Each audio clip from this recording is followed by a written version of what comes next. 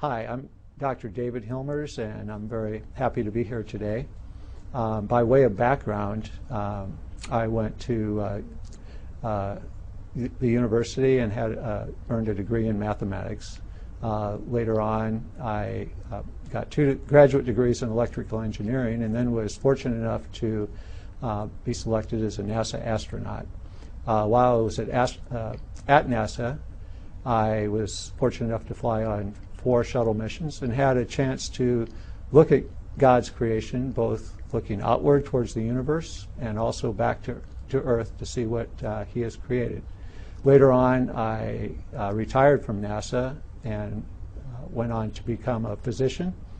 And where I work now is in Houston, Texas, at the Baylor College of Medicine, where I teach, do research, see patients, and support a number of medical missions abroad. I think that the proper use of science is that we must always remember that religion, since it's based on a faith in a power that we really can't comprehend, supersedes science. And I think that Scripture really states it very well when it says that faith is being sure of what we cannot see, and it's being certain of what we hope for. I think that science can help us strengthen our faith, but we need to be very careful when we see that science is trying to prove or disprove an article of our faith, because it's then that religion stops being grounded in faith and instead just simply becomes an extension of our scientific knowledge. So what we're looking at on this picture appears to be what we call a lunar rill. A lunar rill is a long, narrow depression on the moon's surface, and you might think of this as an enormous ditch or maybe a small canyon, certainly not on the scale of the Grand Canyon, for example.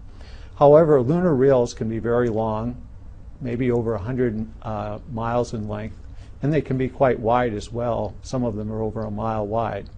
Their depth can be several hundred feet or more, but their depth is certainly on a scale of the diameter of the moon, is a very, very small proportion of the size of the moon. Lunar geologists usually categorize lunar rills into one of 3 types depending on their shape.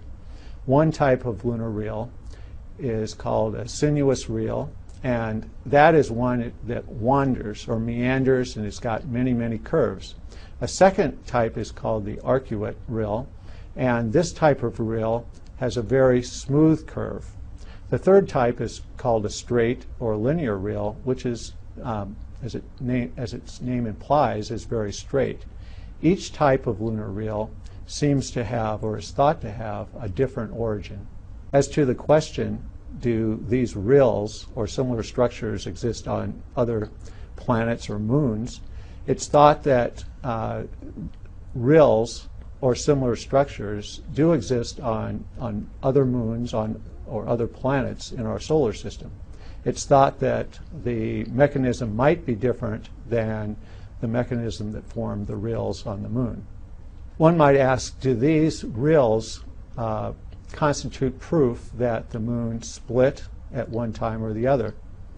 And it's thought that lunar rills form through volcanic activity or by shifts in fault lines, much like we have here on Earth when earthquakes form.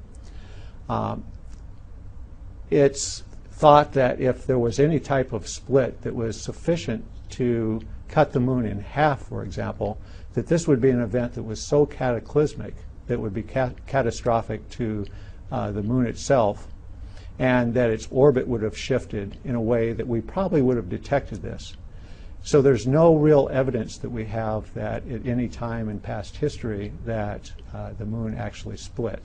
Some of the main theories about how lunar rills formed are through volcanic activities, whether they're channels of lava flow that formed these meandering type of rills, or if it's through a large flow over what we call the seas of the moon that caused these rills, which would be more like the arcuate rills.